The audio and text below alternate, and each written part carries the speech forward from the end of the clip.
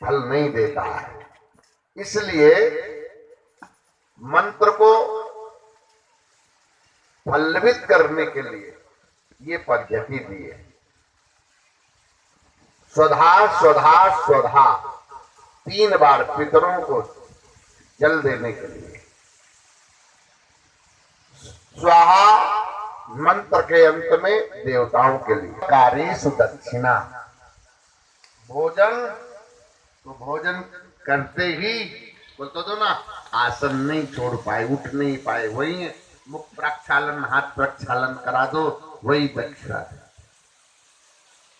पर ये बोले दक्षिणा पहले ले लो, मंत्र बाद में लो। निज तन प्रकटिस मरती वारा, कालनेम ने राक्षस रूप प्रकट किया। हनुमान जी ने साथ उसका युद्ध, जी ने कालनेम का विनाश किया। फिर वहां से हनुमान जी द्रोणाचल पर्वत पर दौड़ते हुए गए, पहचान सके। हनुमान जी ने द्रोणाचल को ही उठा लिया। देवता और गंधर्व हनुमान जी की जय जयकार करने लगे। रामचंद्र जी बड़ी आतुरता से प्रतीक्षा कर रहे हैं, हनुमान कब तक, अब तक क्यों नहीं आया। रात अब पूरी होने वाली है, सूर्योदय का समय होने वाला है। रामचंद्र जी मनुष्य जैसी लीला कर रहे हैं। इतने मन करते हुए कहा, हनुमान आज तुम मेरे लक्ष्मण को प्राण देने वाले हो। सुखेड़ वैद्य ने संजीवनी वनस्पति ढूंढ निकाली, उसका दिव्य रस निचोड़कर लक्ष्मण के मुख में डाला। किसी किसी भांति से मूर्छा को दूर नहीं कर पाए।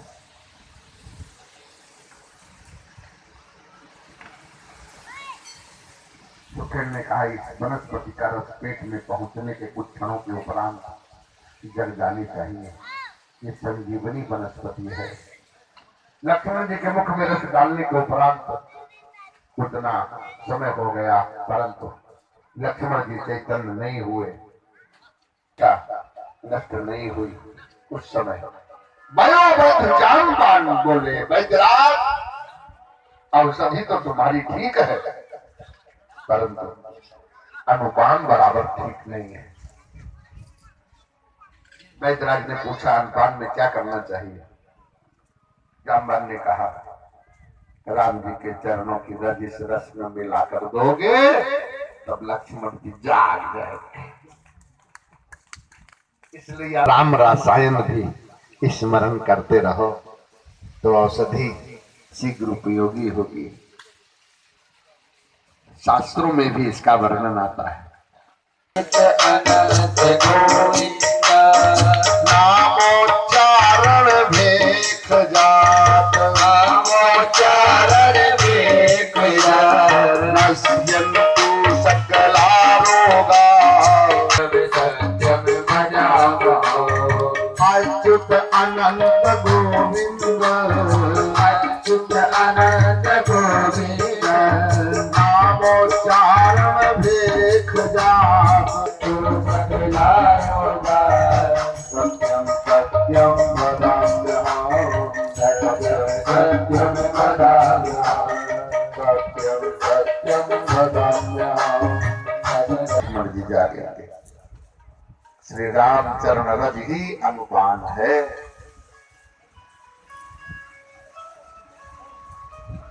हनुमान जी को विश्वास हो गया, ये प्रभु ही मुझे यश देते हैं। ये सब कुछ तो श्री राम ही।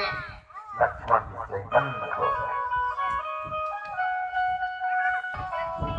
इस चरित्र से शिक्षा दी है, तुम व्याधिग्रस्त हो, परिवार तुम्हारा व्याधिग्रस्त हो तो औषधि के साथ भगवान का नाम सेवन करो। बोल तो दो ना, आप औषधि तो सेवन करते हो, लेकिन हनुमान जी के पास तो वो रसायन है। कौन सी रसायन है? गोस्वामी तुलसीदास जी महाराज कहते हैं, राम रसायन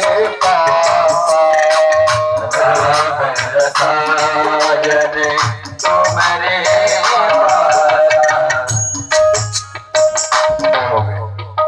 अब घर जाओ, भोजन और विश्राम करो। हम आज युद्ध करेंगे। शत्रु घायल होता है तब उसको इतनी राम जी की प्रशंसा करते हैं। राक्षस कुंभकर्ण के पास गए, निद्रा में था, राक्षस ने उसे जगाया, मदिरा पिलाई, शराब पिलाई, मांस खिलाया।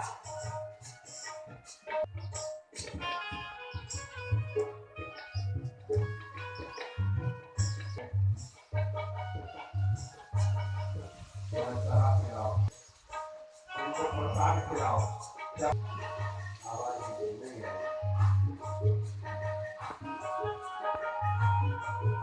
मदिरा पिलाओ तो मदिरा जैसे ही व्यवहार हो गए। पंचामृत पिलाओ तो चरणामृत पिलाओ तो चरणामृत का प्रभाव।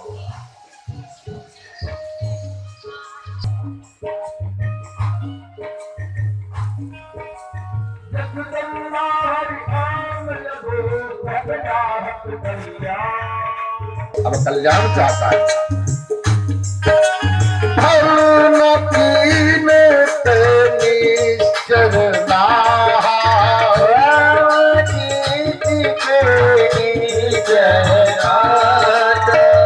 अब मोई का जाई जगाई कहा, अब मोई का जाई जगावता, अब मोई आई जगाई कहा, अब मोई आई जगाई अजहू तात त्यागहू अभिमान, उदात जा गयो अभिमान, भजहू राम हुई है कल्याण।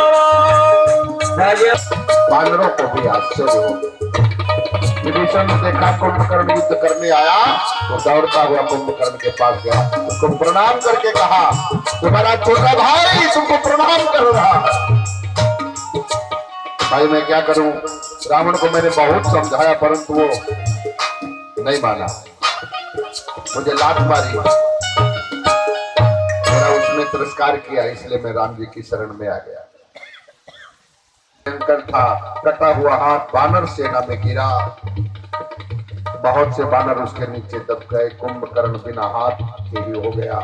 उसने माया करके भयंकर रूप धारण किया, राम जी ने उसके मुख पर प्रहार किया।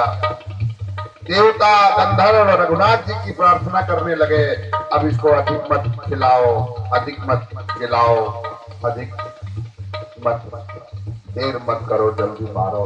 रघुनाथ जी ने इंद्रास्त्र का प्रयोग करके कुंभकर्ण का माथा काट दिया, कुंभकर्ण गिर गया। देव गंधर्व ने रघुनाथ जी की स्तुति कथा, आज आपने इसका उद्धार कर दिया, आज हम निर्भय हो गए। जब तक मोह नहीं नष्ट होगा तब तक काम नष्ट नहीं हो सकता। इसलिए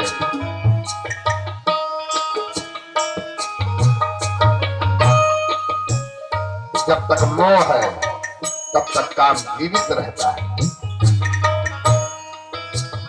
काम को मारना बहुत कठिन नहीं है, मोह को मारना बहुत कठिन है।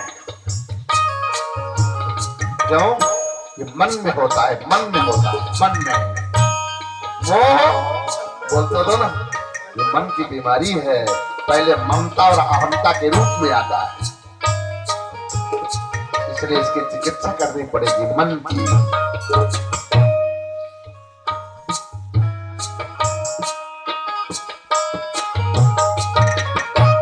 वन में पधारने के ऊपर